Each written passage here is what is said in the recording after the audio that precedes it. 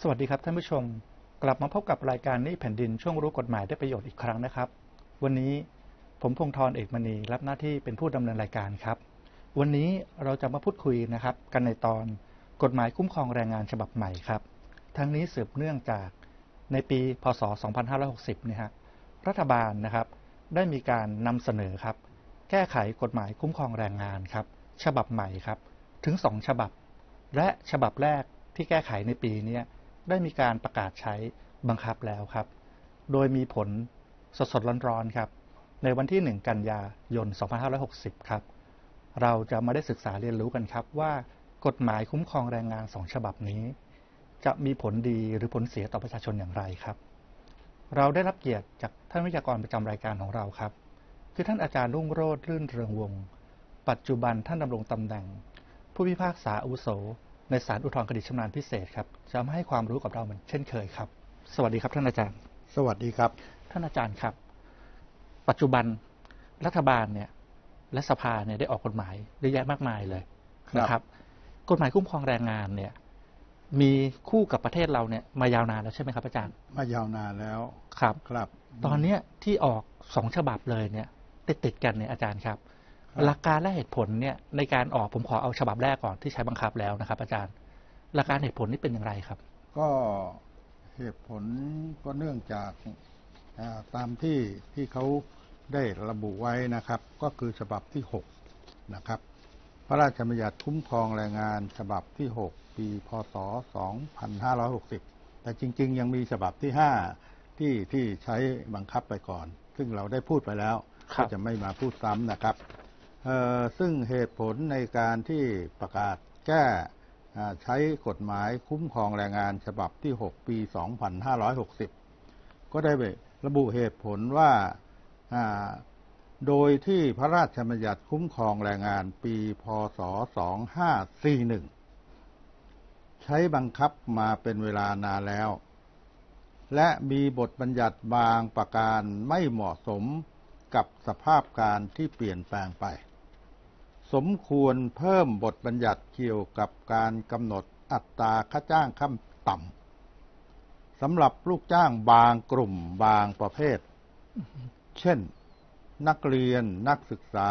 คนพิการและผู้สูงอายุเพื่อให้มีการส่งเสริมการจ้างงานและการคุ้มครองแรงงานสำหรับลูกจ้างบางกลุ่มหรือบางประเภทดังกล่าวซึ่งอาจมีลักษณะการทำงานที่แตกต่างจากลูกจ้างทั่วไปปรับปรุงบทบัญญัติเรื่องข้อบังคับการทำงานเพื่อลดภาระของนายจ้างในการส่งสำเนาข้อบังคับดังกล่าวปรับปรุงบทบัญญัติเกี่ยวกับการแก้ไขเพิ่มเติมข้อบังคับเกี่ยวกับการทำงานให้สอดคล้องและเหมาะสมยิ่งขึ้นและเพิ่มบทบัญญัติเกี่ยวกับการเกษียณอายุและการจ่ายค่าชดเชยให้แก่ลูกจ้างกรณีเกษียณอายุเพื่อคุ้มครองลูกจ้างกรณีเกษียณอายุและเพื่อให้เกิดความชัดเจนในการบังคับใช้กฎหมายรวมทั้งเพิ่มบทบัญญัติการลงโทษนายจ้างลงโทษนายจ้างนะครับไม่ได้ลงโทษลูกจ้างนะครับที่ไม่จ่ายค่าชดเชยให้แก่ลูกจ้างในกรณีเกษียณอายุจึงจำเป็นต้องตราพระราชบัญญัตินี้ก็คือพระราชบัญญัติคุ้มครองแรงงานฉบับที่6ปี 2560ครับดูแล้วจะมีเนื้อหาสาระสำคัญเนี่ยอยู่ประมาณ4ส่วนใช่ไหมครับที่ท่านอาจารย์ว่ามาเมื่อกี้ครับส่วนแรกเนี่ยก็คือเกี่ยวกับที่ค่าจ้างขั้นต่ำของลูกจ้างบางประเภทเนี่ยครับคือแต่เดิมเนี่ยเป็นอย่างไรครับอาจารย์ครับเดิมเนี่ยก็คือกำหนดทุกส่วนใหญ่ก็จะเป็นประเภทเดียวใช้ทั้งหมดแล้วก็แตกต่างกันในแต่ละท้องที่ที่ไม่เท่ากันซึ่งเศรษฐกิจภาวะการครองชีพอะไรไม่เท่ากันก็เลยมีใช้หมดทุกประเภทก็มาแก้เป็นว่าใช้สำหรับอาจจะมีให้แตกต่างสำหรับคนบางกลุ่มบางประเภทเช่นที่เขายกตัวอย่างก็คือพวกนักเรียนนักศึกษาคนพิการแล้วผู้สูงอายุแต่ในทางปฏิบัติจริงๆนี่นะครับไอ้พวกนักศึกษานักเรียนเนี่ยที่จะเป็นลูกจ้างเนี่ยมีน้อยและส่วนใหญ่ก็ ก็มักจะเป็นเรื่องฝึกงานซะมากกว่านะครับที่นักเรียนนักศึกษาเนี่ยเพราะเขายังเรียนอยู่นะครับไม่เหมาะที่จะมาเข้าในวงการแรงงานนะครับจะมาก็คือพวกฝึกงานซึ่งก็ไม่ใช่ลูกจ้างนะครับแต่ว่าไอ้คนพิการเนี่ยก็น้อยอีกนะครับมันตอนนี้มีไอ้พระราชบัญญัติฟื้นฟูคนพิการเนี่ยฮะเขาก็บังคับบริษัทต่างๆเนี่ยซึ่งมีลูกจ้างตามจำนวนที่ถึงกำหนดเนี่ยจะต้องมาจ้างคนพิการเข้าทำงานตามหลักเกณฑ์นะครับซึ่งไอ้หลักเกณฑ์โดยละเอียดอาจารย์ก็จำไม่ได้นะครับแต่เขามีกฎหมายอยู่ส่วนผู้สูงอายุนั้นเนี่ยผู้สูงอายุเนี่ยตอนนี้เนี่ยเป็นสังคมของผู้สูงอายุแล้วในเมืองไทยเรานี่นะครับเพราะฉะนั้นเนี่ยไอ้คนที่สูงอายุนี่จะมีมากขึ้นโดยเฉพาะอย่างยิ่งเนี่ยไอ้เรื่องการเกษียณอายุเนี่ยซึ่งเดี๋ยวในพระราชบัญญัติฉบับนี้ก็มีการแก้ไขก็จะได้พูดต่อไปนะครับว่าไอ้คนที่60แล้วเกษียณแล้วเนี่ยเขายังมีโอกาสที่จะทำงานไหมเนี่ยโดยอายุโดยเฉลี่ยปัจจุบันเนี่ยคนอายุสูงขึ้นนะครับเนื่องจากวงการแพทย์ดีการอนามัยก็น่าจะดีกว่านะครับแต่ก็มีมลพิษเยอะนะครับก็เฉลี่ยแล้วประมาณ80คนที่อายุประมาณ80เนี่ยถ้าเขาเกษียณอายุตั้ง55แล้วก็60อย่างเงี้ยยังอีกตั้ง30ปีอย่างเงี้ย20ปี20กว่าปีเนี่ยถ้าเขาไม่มีรายได้เลยเนี่ยเขาก็จะลำบากนะครับเพราะฉะนั้นก็เป็นการดีครับที่จะมาคิดถึงคนกลุ่มนี้ซึ่งมีมากไอ้2กลุ่มไอ้นักศึกษานักเรียนคนพิการเนี่ยน้อยนะครับเพราะฉะนั้นเนี่ยน่าจะเป็นประโยชน์จากคนสูงอายุนะครับซึ่งเดี๋ยวจะได้พูดต่อไปครับอาจารย์ครับอันนี้อันแรกส่วนที่2เนี่ยที่สาระที่แก้ไขอันนี้ก็คือเกี่ยวกับการที่ออกข้อบังคับครับใช่ไหมฮะการออกข้อบังคับเนี่ยซึ่งเดี๋ยวเราก็จะคุยกันว่ามันแก้อะไรบ้างข้อบังคับในแก้อะไรบ้างส่วนที่2ส่วนที่3เนี่ยก็คือเกษียณอายุที่ท่านอาจารย์ว่านะครับและในส่วนที่4สุดท้ายเนี่ยนะครับอาจารย์เป็นโทษที่ให้นายจ้างจะต้องรับเฉพาะนายจ้างถ้าเกิดไม่จ่ายผลประโยชน์ให้ลูกจ้างไม่จ่ายค่าชดเชยให้ลูกจ้างอะไรนี้ให้กับลูกจ้างครับอาจารย์ครับในส่วนแรกเนี่ยครับที่มีการแก้ไขเนี่ยเกี่ยวกับการกำหนดของพิเศษของลูกจ้างบางประเภทเนี่ยที่จะต้องได้รับค่าตอบแทนเนี่ยอาจารย์ครับอันนี้กฎหมายเขาแต่เดิมไม่มีปัจจุบันเนี่ยแก้ให้มีเนี่ยเขามีแก้ให้ได้รับอย่างไรครับอาจารย์ครับโดยเขาแก้กฎหมายมาตราที่87ของพระราชบัญญัติคุ้มครองแรงงานปี2541ซึ่งเกี่ยวกับเรื่องการกรรมการค่าจ้างในการกำหนดค่าจ้างขั้นต่ำกำหนดค่าจ้างมาตรฐานฝีมือโดยในมาตรา87สรุปอาจารย์จะไม่อ่านถ้อยความทั้งหมดนะครับสรุปว่าในการที่คณะกรรมการค่าจ้างเนี่ยซึ่งเป็นคณะกรรมการไตรภาคีนะครับก็คือมีตัวแทนของฝ่ายรัฐบาลนะครับมีตัวแทนของฝ่ายนายจ้างมีตัวแทนของฝ่ายลูกจ้างซึ่งเข้ามาทางระบบไตรภาคีก็คือเขาลูกจ้างเขาจะมีสมาคมนายจ้างลูกจ้างเขามีสหภาพแรงงานมีสภาองค์การนายจ้างมีสภาองค์การลูกจ้างเนี่ยพวกนี้เขาจะคัดคนเข้ามาอยู่ในระบบไตรภาคีเพื่อเป็นกรรมการในการกำหนดค่าจ้างขั้นต่ำค่าจ้างมาตรฐานฝีมือนะครับโดยมาตรา87วรรคแรกเนี่ยเขาสรุปว่าในการที่คุณจะกำหนดค่าจ้างขั้นต่ำเนี่ยคุณต้องพิจารณาปัจจัยต่างๆดังต่อไปนี้นะครับเขาบอกให้พิจารณาถึงค่าจ้างอัตราค่าจ้างที่ลูกจ้างรับอยู่ในปัจจุบันนี้ในปัจจุบันนี้ลูกจ้างทั่วไปเนี่ยเขาได้รับค่าจ้างอัตราเท่าไหร่สองนะครับดัชนีค่าครองชีพ3อัตราเงินเฟ้อ4มาตรฐานการครองชีพ5ต้นทุนการผลิต6ราคาของสินค้าและบริการ7ความสามารถของธุรกิจ8ผลิตภาพแรงงาน9ผลิตภัณฑ์มวลรวมของประเทศ10สภาพเศรษฐกิจและสังคมของประเทศในขณะนั้น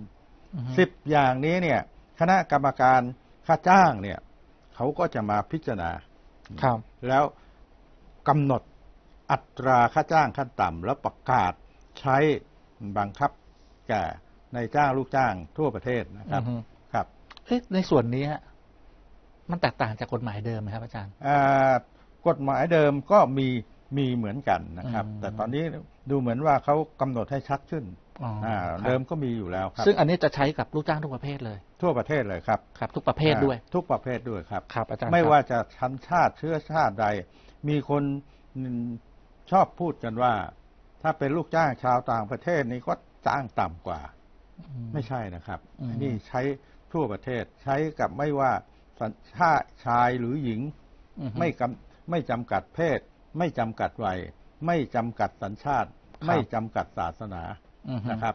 ใช้เหมือนกันหมดครับต่อมาแล้วครับวรรคสองครับ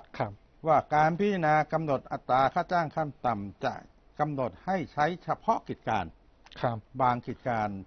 งานบางงานหรือสาขาอาชีพประเภทใดเพียงใดในท้องถิ่นใดก็ได้เพราะก็มีว่ากิจการใดเฉพาะกิจการเฉพาะงานเฉพาะสาขาอาชีพว่าเป็นอาชีพประเภทใดและจะกำหนดเพียงใดให้แตกต่างกันเพียงใดหรือในท้องถิ่นใดก็ได้นะครับอันนี้หมายความว่าในการกำหนดค่าจ้างขั้นต่ำเนี่ยดังนั้นอาจจะแตกต่างกันตามประเภทอาชีพมีหลายอัตราได้เลยใช่ไหมครับอาจารย์ถูกครับปัจจุบันนี้มันใช้เหมือนกันหมดแล้วก็แตกต่างกันเฉพาะท้องที่เท่านั้นเองนะครับแต่ต่อไปนี่อาจจะกำหนดให้แตกต่างกันเฉพาะกิจการว่ากิจการนี้เนี่ยเช่นกิจการประมงนี่จะต้องได้เท่าไหร่ไอ้นี่กิจการเกษตรเนี่ยจะต้องได้เท่าไหร่อย่างนี้เป็นต้นเดี๋ยวเราพักกันสักครู่ก่อนครับท่านผู้ชมครับพักกันสักครู่ครับเดี๋ยวมาพบกันต่อในช่วงที่2ของรายการครับ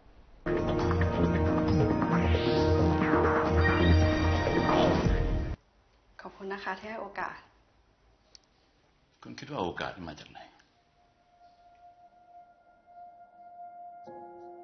มาจากคนอื่น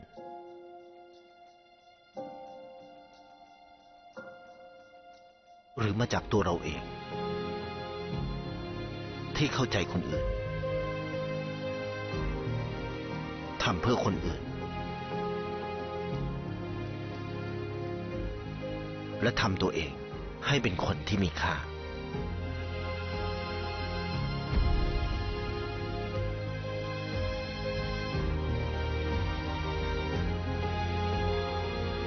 ไทยประกันชีวิตพลอยเบนซ์ทองหล่อค่ะพ่อสั่งไว้ลูกค้าเรื่องใหญ่กำไรเรื่องเล็กเบนซ์รามอินทราขอเชิญทดลองขับ C-Class ใหม่ระบบไฟฟ้าปลั๊กอินจากไฟบ้านสนใจโทรมาเลยนะครับที่029454555และที่เบนซ์ทองหล่อทุกวันอาทิตย์ยามเช้าเชิญศึกษาและปฏิบัติธรรมยามบ่ายมีพระเครื่องให้ชมและรับตรวจเช็คให้ฟรีโดยเซียนฉ่อยท่าประจันหรือซ้อมกอล์ฟและจิบกาแฟในห้องแอร์เย็นฉ่ำชั่วโมงละ100 บาทเท่านั้น02-714-8888เราอยู่ทุกวันแล้วครับได้อยู่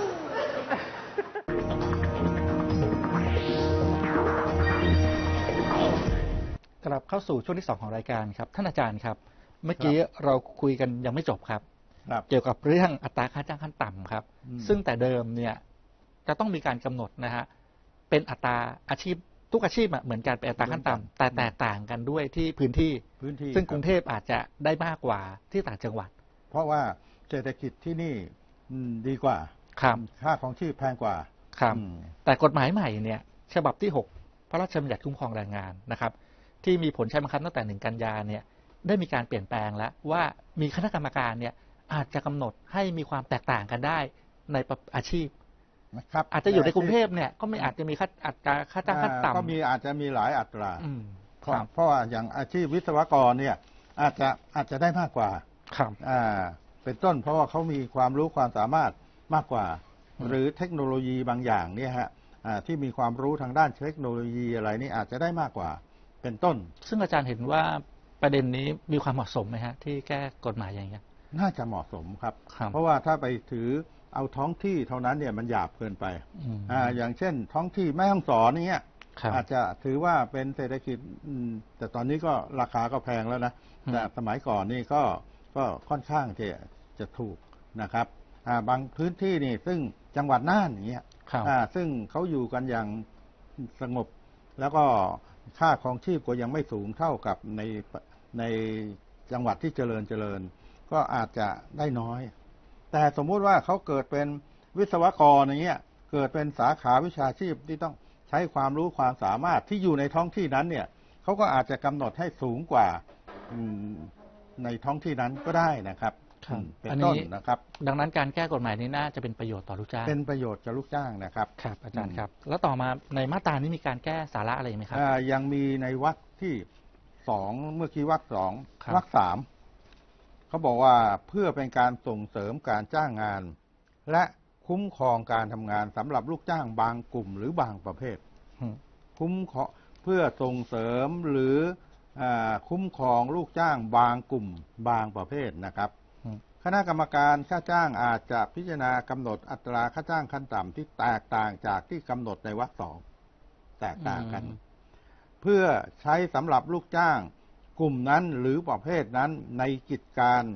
งานหรือสาขาอาชีพประเภทใดเพียงใดในท้องถิ่นใดก็ได้ทั้งนี้ค่าจ้างดังกล่าวต้องไม่ต่ำกว่าอัตราค่าจ้างขั้นต่ำที่คณะกรรมการค่าจ้างกำหนดก็ล้อสอดคล้องกับวรรคที่2ก็คือว่าเพื่อคุ้มครองคนบางกลุ่มบางประเภทเนี่ยซึ่งเดิมเนี่ยใช้พื้นที่เป็นสำคัญแต่ต่อไปนี่อาจจะกำหนดถึงกลุ่มงานกลุ่มคนบางประเภทเช่นอาจจะกำหนดเรื่องไอ้คนงานต่างด้าวก็ได้ว่าไอ้คนงานต่างด้าวเนี่ยอาจจะมีวิธีการคุ้มครองหรืออะไรเนี่ยต่างจากคนลูกจ้างประเทศไทยก็ได้นะครับแต่ว่าดูตรงนี้แล้วเนี่ยแต่ต้องไม่ต่ำกว่าอัตราค่าจ้างขั้นต่ำอัตราค่าจ้างขั้นต่ำนี้ต้องยืนไว้นะครับยืนไว้นะครับสมมุติว่าถ้ากำหนดต่ำค่าจ้างต่ำกว่าอัตราค่าจ้างขั้นต่ำก็เป็นโมฆะนะครับเหมือนกับว่าในวรรค2เนี่ยก็ให้มีการกำหนดอัตราค่าจ้างขั้นต่ำไว้ก่อนคณะกรรมการเนี่ยตามแต่ละอาชีพแต่ถ้าเป็นพิเศษขึ้นมาในวรรค3เนี่ยก็กำหนดอีกได้แต่ต้องไม่ต่ำกว่าอัตราขั้นต่ำตามวรรค2ใช่ไหมครับอาจารย์ถูกต้องครับและวรรคสุดท้ายนะครับวรรค4เนี่ยเขาบอกว่าในการกำหนดอัตราค่าจ้างตามมาตรฐานฝีมืออันนี้เขาไม่ได้บอกว่าค่าจ้างขั้นต่ำนะไอ้วรรค3นี่ก็ไม่ใช่ค่าจ้างขั้นต่ำนะครับเป็นค่าจ้างที่ต่างจากคนทั่วไปต่างจากทั่วไปก็ได้แต่เขาล็อกไว้เลยนะครับยังไงก็แล้วแต่ก็ต่ำกว่าค่าจ้างขั้นต่ำไม่ได้นะครับอันนี้ก็เหมือนกันนะครับให้คณะกรรมการศึกษาพิจารณาข้อเท็จจริงเกี่ยวกับอัตราค่าจ้างที่ลูกจ้างได้รับในแต่ละอาชีพตามมาตรฐานฝีมือซึ่งกำหนดไว้โดยวัดค่านะจากทักษะฝีมือนะครับความรู้ความสามารถ4อย่างนะ3อย่างนะครับให้ดูจากทักษะฝีมือให้ดูจากความรู้ให้ดูจากความสามารถมาเป็นเกณฑ์ในการที่จะพิจารณาว่าจะได้มากจะได้น้อยมากน้อยเพียงใดนะครับแต่ยังไงก็แล้วแต่ก็ต้องห้ามต่ำกว่าอัตราค่าจ้างขั้นต่ำครับนี่ก็คือเรื่องการกำหนดค่าจ้างแล้วก็ค่าจ้างขั้นต่ำแต่ยังมีอีกมาตราหนึ่งเกี่ยวกับมาตรฐานฝีมือซึ่งเขาไม่ได้แก้ก็ยังเป็นไปตามหลักเกณฑ์ตามกฎหมายเดิมครับอาจารย์ครับดูแล้วก็เป็นประโยชน์แล้วก็เป็นรายละเอียดมากขึ้นแล้วก็มีความยืดหยุ่นนะฮะให้คณะกรรมการเนี่ยสามารถจะกำหนดให้ทันต่อสถานการณ์ไม่จำเป็นต้องมาออกกฎหมายอะไรใหม่มิฉะนั้นมันหยาบเกินไปเอาท้องที่อย่างเดียวมากำหนดนี่มันหยาบเกินไปและท้องที่ที่คณะกรรมการค่าจ้างกำหนดปัจจุบันเนี่ยเขาก็ยังหยาบมากนะฮะใช้ตัวจังหวัดเป็นตัวกำหนดบางจังหวัดอย่างเช่นจังหวัดเชียงใหม่อย่างเงี้ยในอำเภอที่อยู่อมก๋อยอย่างเงี้ยสมมติอาจารย์ยกตัวอย่างอำเภออมก๋อยกับอำเภอเมืองเนี่ยจะมาอัตราค่าจ้างขั้นต่ำนี่เท่ากันนี่มันไม่น่าจะถูกต้องเพราะว่ามันค่าของชีพหรือการค่าของชีพเนี่ยโดยเฉพาะอย่างเดียวเนี่ยค่าของชีพก็ต่างกันอย่างมากแล้วนะครับอย่างนั้นจะเพิ่มภาระหน้าที่คณะกรรมการค่าจ้างเนี่ยจะต้องทำงานหนักขึ้นต้องทำงานหนักเพราะมีรายละเอียดที่ต้องมาศึกษาเพิ่มเติมมากขึ้นนะที่จะกำหนดนะครับส่วนหลักเกณฑ์สำคัญอีกประการหนึ่งครับประการที่2ครับอาจารย์ ที่พรบคุ้มครองแรงงานฉบับที่6เนี่ยได้มีการแก้ไขเพิ่มเติมจากฉบับเก่าก็ยังมีผลใช่ไหมครับอยู่แต่อันเนี้ยฉบับที่6เนี่ยไปเพิ่มเติมจากฉบับที่5ไปแก้ไขเพิ่มเติมเท่านั้นนะครับก็เกี่ยวกับข้อบังคับในการทำงานเนี่ยสาระสำคัญในการที่แก้ไขเพิ่มเติมเนี่ยเป็นประการใดครับอาจารย์โดยเขาแก้ไขพระราชบัญญัติคุ้มครองแรงงานปี 2541 ในมาตราที่ 108 ซึ่งเป็นเรื่องเกี่ยวกับนายจ้างเนี่ยมีหน้าที่ที่จะออกข้อบังคับการทำงานให้ลูกจ้างปฏิบัติซึ่งมีรายละเอียดเนี่ยส่วนใหญ่ก็จะเหมือนกันโดยกฎหมายเก่าเนี่ยและกฎหมายใหม่นั้นมี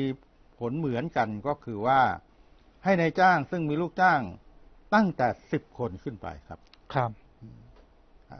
นายจ้างนี่ไม่ว่าจะเป็นนิติบุคคลหรือเป็นบุคคลธรรมดาถ้ามีลูกจ้าง10 คนขึ้นไป10นะครับต้องจัดให้มีข้อบังคับการทำงานเป็นภาษาไทยเพราะฉะนั้นข้อบังคับการทำงานนี่จะทำเป็นภาษาต่างประเทศไม่ได้ต้องเป็นภาษาไทยและข้อบังคับนั้นอย่างน้อยต้องมีรายละเอียดรายการดังต่อไปนี้อันนี้เขาบังคับเลยต้องอย่างน้อยต้องมี8นะครับครับมี8วงเล็บนะครับแต่ในทางปฏิบัติจริงๆเนี่ยมีเกินนะครับแต่ที่มีกฎหมายบังคับว่าต้องมีนะครับไม่มีไม่ได้ก็คือ1 วันทำงานเวลาทำงานปกติแล้วเวลาพักวันทำงานว่าวันทำงานคือวันไหนถึงวันไหนเช่นวันจันทร์ถึงวันศุกร์วันจันทร์ถึงวันเสาร์หรือทำทุกวันแต่หมุนเวียนกันหยุดอะไรนี่นะครับ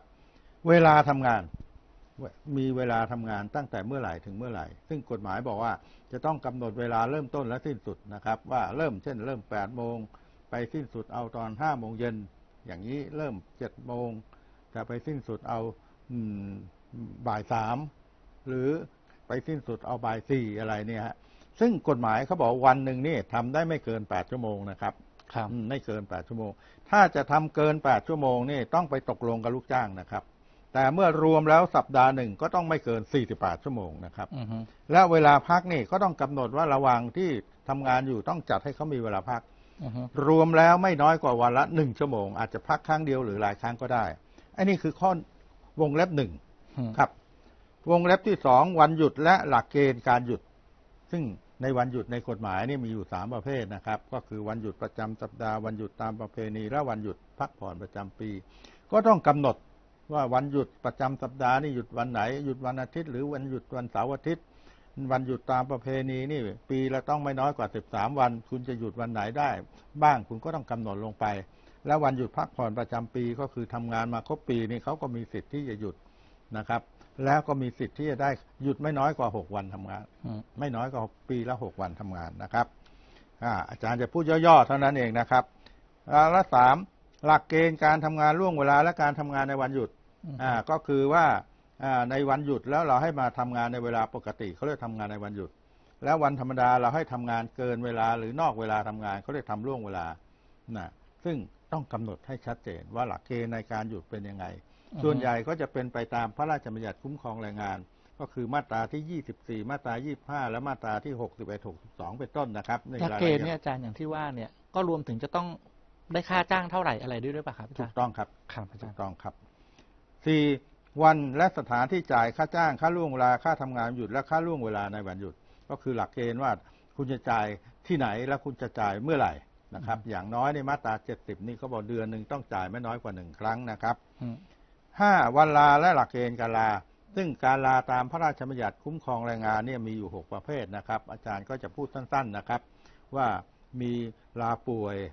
มีลาคลอดบุตรมีลาเพื่อคลอดบุตรแล้วก็ลาเพื่อทำหมันลาเพื่อฝึกอบรมแล้วก็ลาหลักกิจแล้วก็ยังมีลาเพื่อรับรายการอาหารอีกอันหนึ่งนะครับก็แต่ละอันนี้เขาก็มีรายละเอียดเราก็ต้องกำหนดรายละเอียดไว้ตรงนี้นะครับ6วินัยและการลงโทษทางวินัย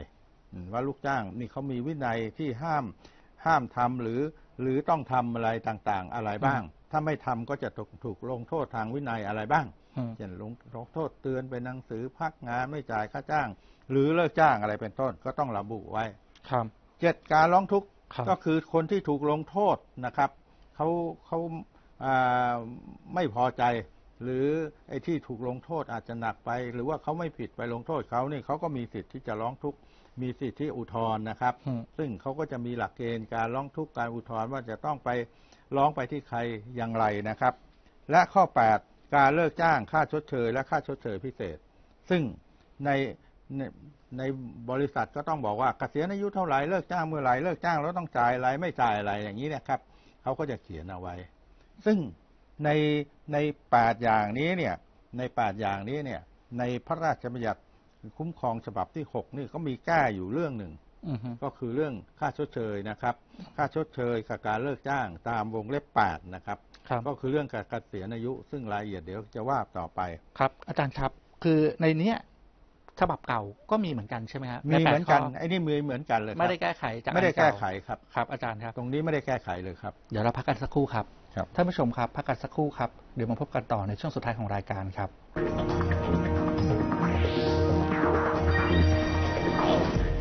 พลอยเบนซ์ทองหล่อค่ะพ่อสั่งไว้ลูกค้าเรื่องใหญ่กำไรเรื่องเล็กเบนซ์รามอินทราขอเชิญทดลองขับ C-Class ใหม่ระบบไฟฟ้าปลั๊กอินจากไฟบ้านสนใจโทรมาเลยนะครับที่ 029454555 และที่เบนซ์ทองหล่อทุกวันอาทิตย์ยามเช้าเชิญศึกษาและปฏิบัติธรรมยามบ่ายมีพระเครื่องให้ชมและรับตรวจเช็คให้ฟรีโดยเซียนฉ่อยท่าพระจันทร์หรือซ้อมกอล์ฟและจิบกาแฟในห้องแอร์เย็นฉ่ำชั่วโมงละ100 บาทเท่านั้น 02-714-8888 แล้วอยู่ทุกวันละครับได้อยู่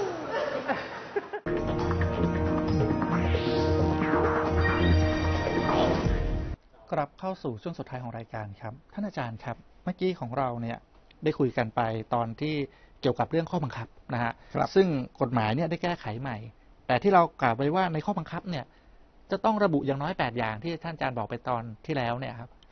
มันก็เหมือนกับกฎหมายฉบับเก่าใช่ไหมครับถูกต้องครับครับ ดังนั้นการที่จะแก้ไขเนี่ยคงจะต้องอยู่ในวรรคถัดๆไปใช่ไหมครับก็คือในกฎหมายเดิมนะครับเมื่อมีข้อบังคับอย่างนี้แล้วนายจ้างมีหน้าที่ต้องส่งสำเนาข้อบังคับการทำงานส่งสำเนาข้อบังคับการทำงานเนี่ยให้กับอธิบดีหรือผู้ซึ่งอธิบดีมอบหมายก็คือในทางปฏิบัติอธิบดีเขาก็ไม่มารับหรอกครับในทางปฏิบัติก็คือส่งไปที่สวัสดิการและคุ้มครองแรงงานเขตในกรุงเทพแต่ในต่างจังหวัดก็ส่งไปที่สวัสดิการและคุ้มครองแรงงานจังหวัดซึ่งทางคณะกรรมการเนี่ยก็คือพูดง่ายๆว่าไม่ใช่คณะกรรมการอธิบดีหรือผู้ซึ่งอธิบดีมอบหมายเนี่ยเขามีสิทธิ์ที่จะพิจารณาข้อบังคับเกี่ยวกับการทำงานว่านี่ถูกกฎหมายไหมมันขัดต่อกฎหมายไหมถ้าเขาพิจารณาแล้วเห็นว่าไอ้ข้อบังคับการทำงานเนี่ยมันขัดต่อกฎหมายมันไม่น่าจะชอบโดยกฎหมายเขาก็มีสิทธิ์สั่งให้นายจ้างแก้ข้อบังคับการทำงานที่ขัดต่อกฎหมายหรือไม่ชอบโดยกฎหมายนะให้ถูกต้องซะก็เท่ากับมีเจ้าพนักงานนี่มาตรวจส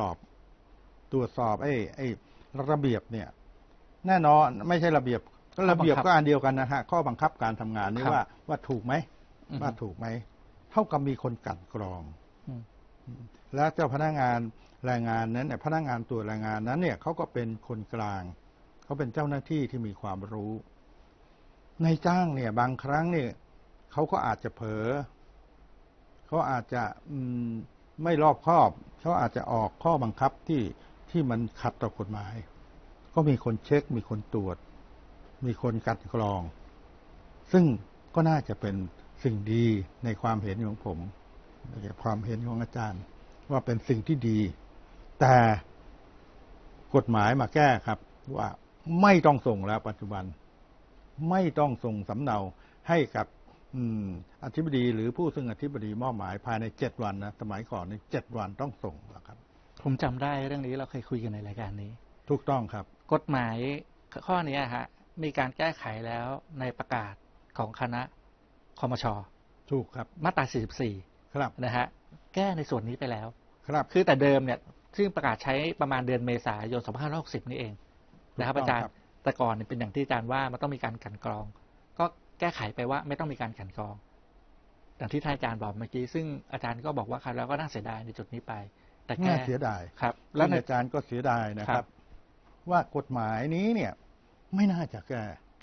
เพราะเป็นสิ่งดีแล้วก็เป็นหน้าที่ของ คณะกรรมการเป็นของพนักงานตรวจแรงงาน หรือว่าอธิบดีหรือส่วนใหญ่อธิบดีก็จะมอบหมายพนักงานตรวจแรงงานนะครับ เป็นผู้ที่ดูแลเขามีหน้าที่เขาเป็นเจ้าพนักงานเขาเป็นคนกลางเขามีความรู้ครับเขาก็เป็นพี่เลี้ยงปัจจุบันเนี่ยไม่มีคนกรองครับก็อาจจะมีระเบียบหรือไอ้ข้อบังคับการทำงานเนี่ยที่มันรู้เท่าไม่ถึงการแล้วก็เกิดเอาเปรียบลูกจ้างเอาเปรียบลูกจ้างหรือไปขัดกับกฎหมายก็ไม่มีใครมากันกรองไม่มีใครมาเตือนแล้วน่าเสียดายจริงๆในที่สุดหลังจากที่เราได้พูดไปแล้ว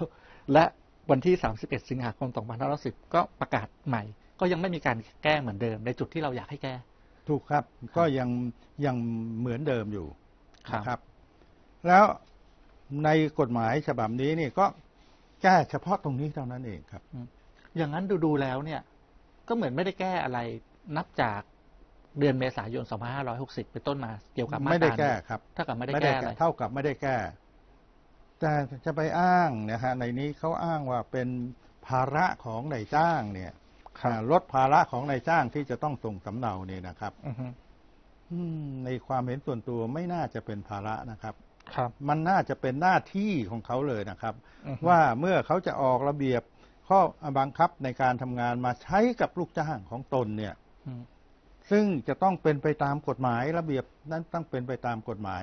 ก็เป็นหน้าที่แล้วก็ถือว่าในความเห็นส่วนตัวนะครับก็ถือว่าเป็นประโยชน์กับตัวนายจ้างเองด้วยนะครับว่าได้ส่งไปแล้วเนี่ยเขามีคนมากั่นกรองมีคนมาดูแลให้อีกนะครับก็น่าจะดีกว่านะครับที่ปล่อยให้เผลอๆมาทำอะไรผิดกฎหมายขึ้นมาแล้วกว่าจะรู้นี่ศาลตัดสินขึ้นมาหรือถูกเจ้าหน้าที่เขามีคำสั่งว่าคุณทำผิดกฎหมายเนี่ยมันก็ยิ่งแย่มากกว่านะครับและของเดิมที่มีอยู่นะครับก็ไหนๆพูดก็พูดได้จบเลยนะครับว่าไอ้ข้อบังคับการทำงานเนี่ยในปัจจุบันเนี่ยนายจ้างเนี่ยเขาออกมาแล้วเขาก็ต้องประกาศใช้ข้อบังคับเกี่ยวกับการทำงานเนี่ยให้กับลูกจ้างทราบ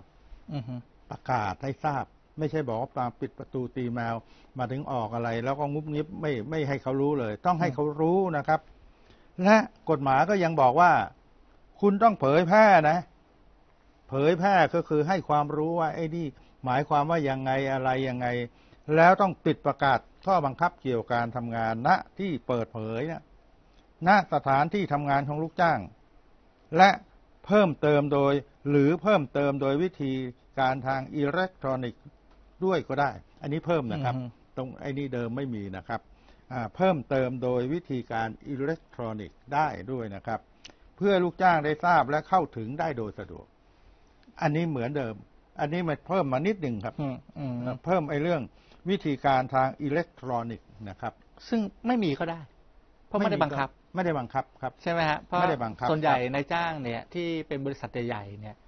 ก็จะเผยแพร่ทางอิเล็กทรอนิกส์อยู่แล้วอะถ้ามีเว็บไซต์ของตนเองถูกไหมฮะถูกครับแต่ถ้าบริษัทนั้นไม่มีกฎหมายก็ไม่ได้บังคับว่าเป็นโทษอะไรถ้าไม่ได้ไปลงเอาไว้ถูกครับและเขาก็แก้ไขมาตรา